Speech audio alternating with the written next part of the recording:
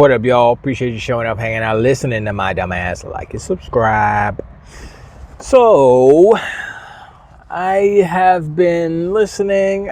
Alex pops up. You know, he's talking about Reforge, and Reforge talking about Paris, and I'm listening. I'm like, man, these guys are just, they're whatever. You know, I'm not even gonna get into that because that's like a whole psych evaluation psychotherapy session that I don't need to go into right now. But what is more important today?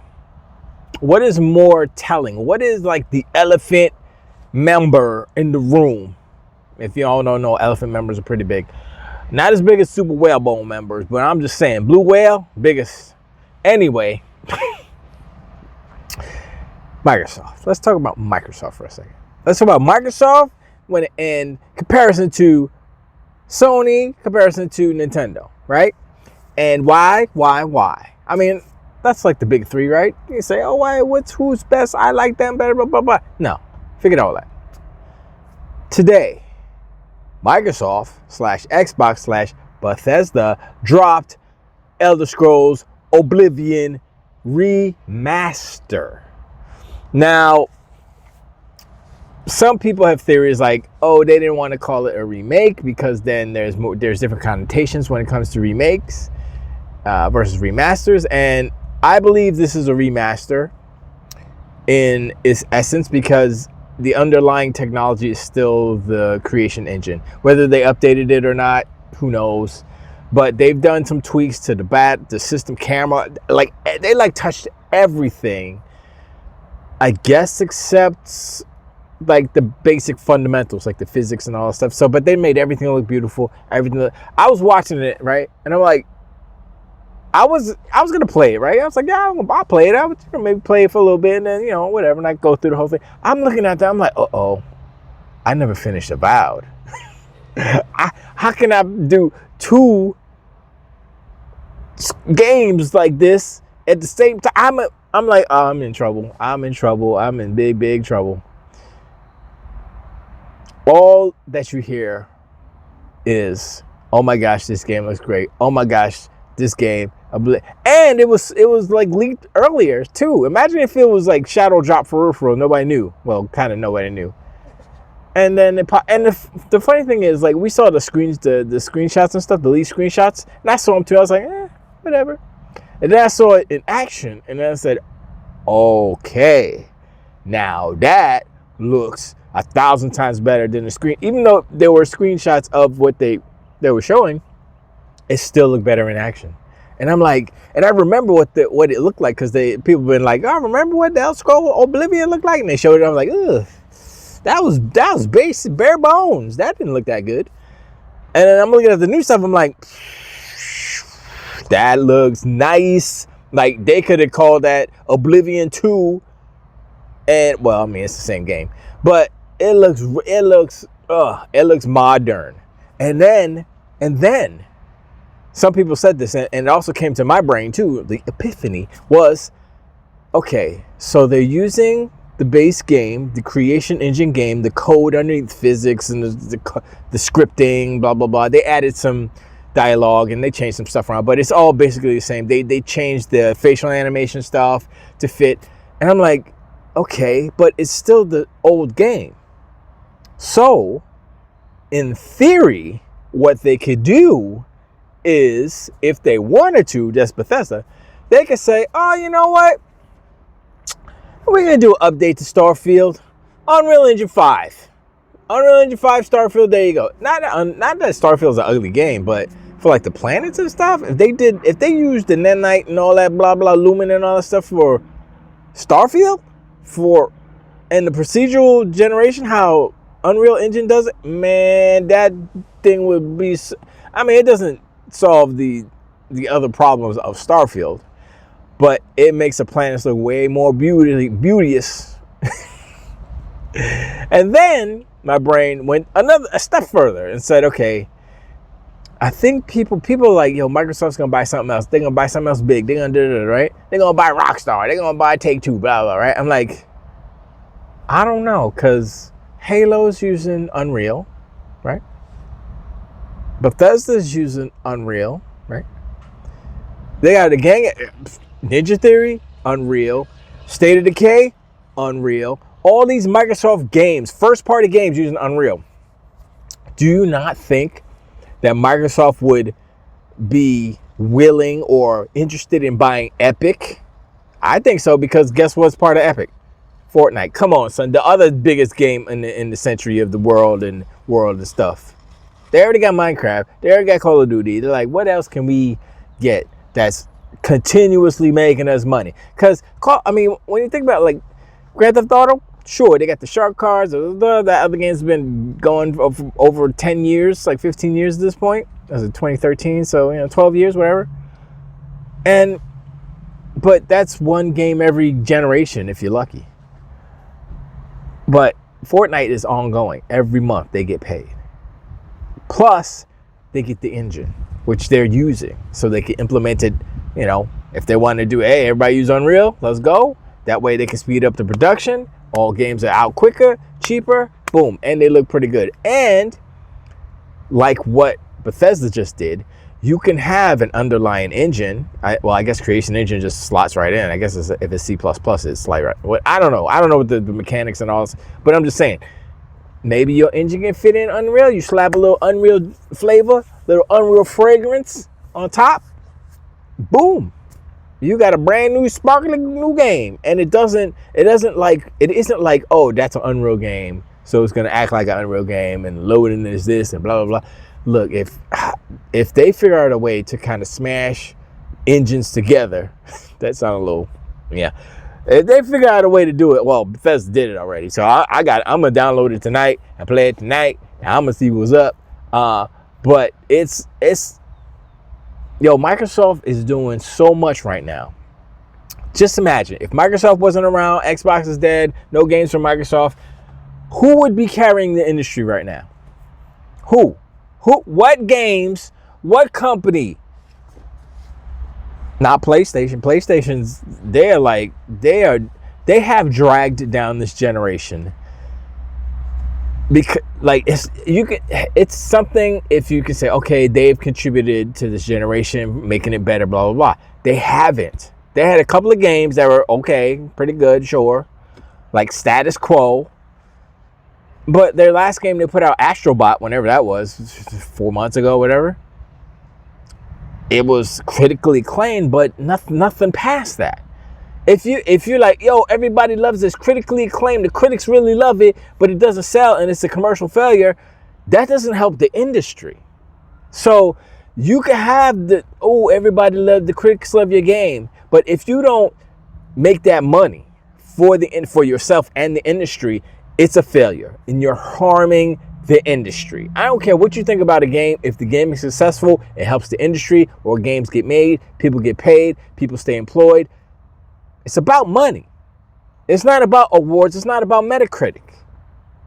And so when Minecraft, the movie, makes all this money, it's successful because Minecraft is a household name. Every kid who knows how to speak knows about Minecraft. They know who Steve is. They know all the stuff. Chicken Jockey, all that good stuff. They know that, right? Horizon, Forbidden West, Horizon Zero. Nobody knows and nobody cares. And Aloy is not the best character. I'm being nice right now, but she's kind of boring. I'm just saying. I'd rather see Hazel in a movie. You know what I'm saying? South of Midnight, the movie. Let's go. If you're gonna do, honestly, the lore and the storytelling and the characters of South of Midnight warrant a movie. You could do live action if you want, but I think part of the charm is the stop motion part of it. And I would say keep it CG, like how they did, what was it? Kubo and the Two Swords. I forgot what the name that movie was called. But historically, that studio made real live stop motion stuff, but then that was CG, but they did it in stop motion style, and it looked beautiful. I was like, okay, they could do the same thing with South of Midnight Hazel. Come on, son. And it doesn't even have to follow the game exactly, but everything is like, the bones are there, and it's like the characters are there, and it's like, I think that would be a really cool movie. But anyway, once again, I'm still finishing South of Midnight. I'm on chapter 9. I think I'm in 9. Everybody says 12 is like 12, or like the last couple of chapters is like that's where it pop off. And I'm like, I'm getting there, but it's like so good so far. Anyway, but look, what am I talking about? I'm talking about Microsoft games, Microsoft properties. Microsoft's making moves. Microsoft is keeping gaming alive and thriving right now. Even if they have to sell their games on PlayStation, they're keeping PlayStation alive right now. Because if it wasn't for Microsoft, if Microsoft didn't put their games on PlayStation, PlayStation will have no games, and everybody would be selling their PlayStation to get an Xbox. And some people are doing that anyway because they realize, oh, I can just go and pay for Game Pass and get it for $20 a month as opposed to $70, $80 soon, I would assume. Thanks, Nintendo. So yeah, man, it's like you look at the industry and you're saying like, who are the shakers and movers? Who's making moves? Who's making things? Who's keeping us, full? Look, there's so many games coming out from Microsoft for Xbox and other places that we are gluttons right now. We are not right. We're getting there though. By the end of the year, we're gonna be like, oh, but so fat, I can't eat no more. Stop it. No, don't stop it, please. I'll become a fat boy on video games. Let's go. Keep feeding me and feeding me and feeding me and feeding me. Y'all know what's up. So look, I don't know.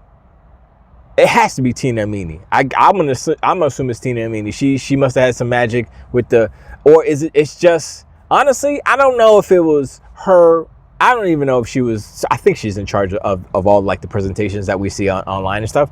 So let's just assume that I don't even know if it was the dev direct. It was just like an announcement, Oblivion announcement. So it's like a game announcement. So like Microsoft is kind of changing format because it's like, oh yeah, we're gonna have a game dev, we got an indie dev, we got a third party showcase. We got our main showcase coming in June, and this thing. It's like, oh yeah. If we didn't know, it's like, oh yeah, Oblivion's gonna have like, what's this? I don't know. And it's just like a little thing.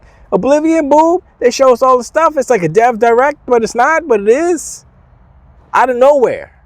They have so much content and so many games. They like, yeah, you gonna have your separate one over there. We just put it out. Yup. That's what's up. And it's good because it's focused on Oblivion, and people love Oblivion. Oblivion was the jam, still is the jam, obviously. Everybody's like Skyrim, but Oblivion was the jump off. Because I remember I played Oblivion. Oblivion was my first 360 game, one of my first 360 games. I told this story again before. And then I played it. I was like, yo, that was dope, right? And then they put Morrowind on 360. I was like, oh, I never played that. Let me go back, because that was the original Xbox game. I went and played it. I was like, oof, this is rough. This is like, It's like, and it made me appreciate how dope Oblivion was. I was like, yo. And then I went back and I played a little bit of Daggerfall, which was like sprite based, or it's so weird. I was like, I can't play this at all. But you see the evolution of these games, and like Oblivion was the first of the modern Bethesda kind of formula, how the games are. Even though the graphics aren't like all super dope and fly, the foundation was there. So from Fallout to everything else, ever since Oblivion has kind of been on that same trajectory, same kind of quality, if you want, as far as the systems and the physics and all that stuff. And it's just, yeah. And Starfield shares that as well. I think that's to its detriment because it's been 20 years, so they should be like, maybe we could, well, it's like 19, but anyway, we need to, I think, push it even further, modernize it even further.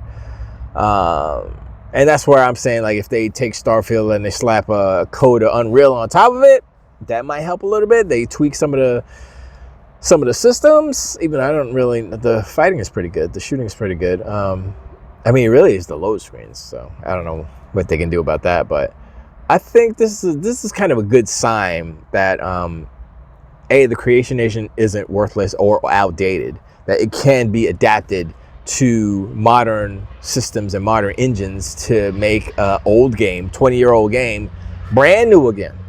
for a new generation. So loud.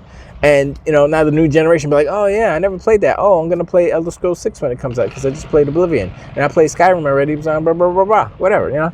So it's so dope. And the fact that it's Microsoft's putting all games, right? All these games. And what's Sony doing? I saw a post. A little bit of a tangent, but not really. I saw a post. I forgot who it was. I don't care to publicize who it was. Not because I don't want to. I just don't remember, and it's not worth it because they're pony face. Donkey Unicorn, really. So this Donkey Unicorn was like, oh, aren't the Xbox gonna be talking about how they're making remakes and all they got is remakes coming with Elder Scrolls Fallout 3 and the Elder Scrolls Oblivion, blah blah blah, right? I'm trying to hold my tongue and stuff, but I'm not gonna hold my tongue. If I knew their name, I would shout them out and I'd write a verse for them, dissing them in music. Because, you know, people, look, I respect Boom and his decision to keep clean and not get dirty and talk about people. But honestly, let's go. Because you gonna put your face out there and have your opinion, and I'm gonna slap you through the internet. That's what I'm gonna do. Slap. So anyway, this person saying, oh, the Xbox gonna talk about how all these remakes coming. That same energy, blah blah blah. Always talk about PlayStation there and their remakes. And like, first off, and Dirt touched on this. A 20-year-old remake or remaster. It's kind of a remake, but they call it remaster. It's different from Sony started a year after they released the PS3 version of The Last of Us. A remaster came to PlayStation 4. Then another remaster. And then how many times they remastered that game? Now, Days Gone, a dead franchise for all purposes, blah blah blah. For all intents and purposes, dead. But they got to make some money, right? So let's remaster that, and it looks exactly the same. And that's one. Two, Microsoft is giving you remakes, right? That's extra credit. They're giving you actual games now, like new games. Here's a new Doom. That's about next month. What else? Expedition 33. Isn't that like next week or something? Or is it this week? I don't even remember. We got games coming out weekly. New games coming out weekly, and you talking shite? You trying to talk shade about Microsoft? Oh, what remake? Nah, son. I'm gonna find your name and I'm gonna shout you out on the bad way because you talking. Nah, I'm not gonna. That sounds like too much work. That sounds like too much work. I'm not gonna do that. But it's just like if Sony was giving us games plus remakes, I wouldn't say. I'd be like, yep. Everybody's doing their thug dizzle. I think I like Microsoft better. I think I like everybody better. I think I like PlayStation better. You never know. It depends on the games that come out, right? But at this point right now, the PlayStation's not even in competition right now. As far as releasing games, they're not in competition. They're dead. That console might as well not exist because you ain't got no games to play on it.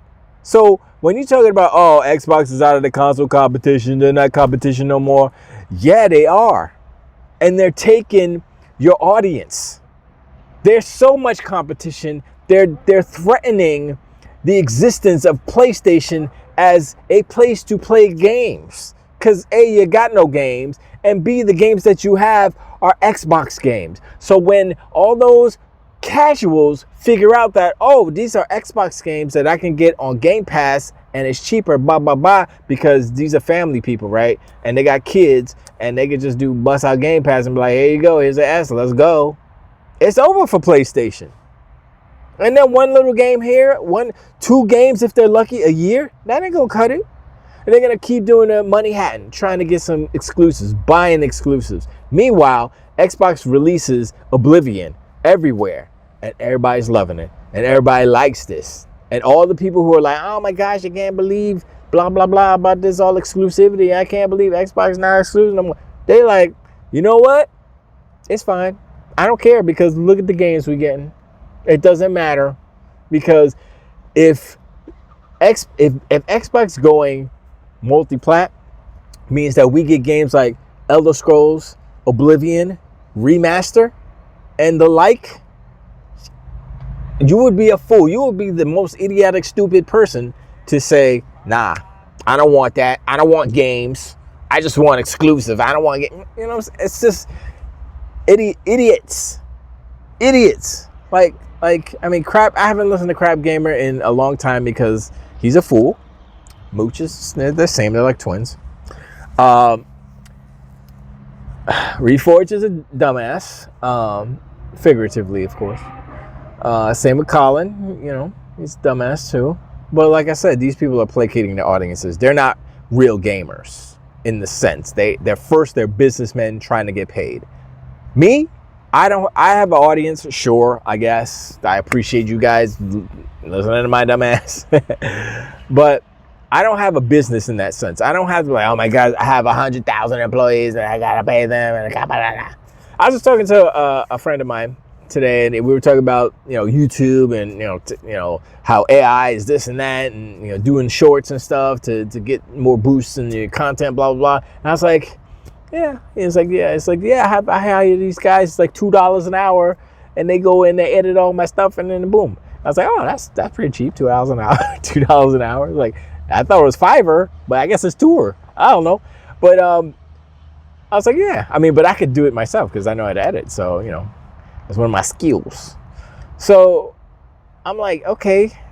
I mean, I could do that, and all these things that I can do that I like to do. Versus, I'm not going to pay someone to be my editor because I can do it. And I do it because I love it, not because, I want to make money, make this business and lucrative and blah, blah, blah. That's first and foremost, you got to do what you love. Second, try to get paid. But honestly, in the bigger picture, it's not really the most important thing. So, because when it comes down to it, can't take it with you. Anyway, Microsoft is giving you all... sorry to get all existential and stuff. Listen, the more we think about it, the more we look at the video game landscape, what's going on, the players and all that stuff, the more we see how clearly it's going. And we see like, okay, Xbox is doing their thug dizzle. What's PlayStation? What have you done for me lately? I mean, Nintendo's doing their own mess ups. They're not going to do as good as they have been doing with the Switch one. It's going to be a little bit less. They're going to be lower than what they used to be because of all the price hikes. And it's just math, And people are like, look, we understand inflation. Okay, we understand what it is. Don't give me an inflation calculator because it's not about that. It's about actual goods going up, and what it is mainly about what people are willing to pay for said products. And some people, $50 more, some people are like, nope. And some people are just scraping by with a $199 Switch. And, like I said before, they're smart. So what they're doing is they're putting up this high price console and games, right? That's for the early adopters and the whales. And for the families and the people who got 5 kids and everybody wants to Switch, and they're like, hey, the Switch Lite is still on $199. Maybe it'll even be cheaper, probably not. But that's still an option. And so, like I said before, they're going to use that in order to boost their sales to get over that ever inflating number that PlayStation 2 happens to be coming up with. The next is going to be 175 PlayStation 2 sold. Like, how you go from 155 to 160 to... Forget it. I give up. But Nintendo, they're gonna pass them. So it's smart. It's cool. I don't have a problem with that. It's just gonna take longer for the Switch 2 to get where the Switch needs to be, and they might drop price on that a couple of years down the road. But like right now, I'm not gonna do that. But anyway, sorry, ramble tangent. But anyway, appreciate you hanging out. Like and subscribe. Let me know what you think about. Obviously, Oblivion Remastered. Let's go. Come on, son.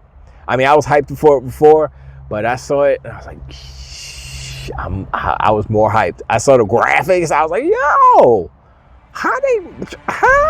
Virtuoso or whatever the freaking studio's called. man, they did the Thug Thistle. So I was like, all right, that's what's up. So yeah, I'm playing that tonight, man. That's some good. This is why we like to be gamers. This is why video games is fun, because you got companies who are out there giving us the dope stuff. You know what I'm saying? Not garbage remakes that nobody wants, garbage characters that nobody wants, sequels and offshoots that nobody cares about. That's PlayStation right now. So I don't know, but anyway, preach, and I'll talk to you on the next one. Till the wait.